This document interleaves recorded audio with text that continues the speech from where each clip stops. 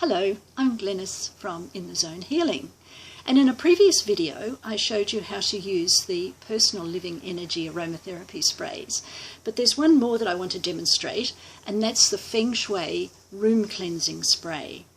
So this one works at the energy level to create harmony and peace in an environment, in an indoor space, and to release any dense, heavy energy, any toxic, negative or emotional energy. So all you have to do is walk to each corner of the room and just spray 2 or 3 times, just in each corner.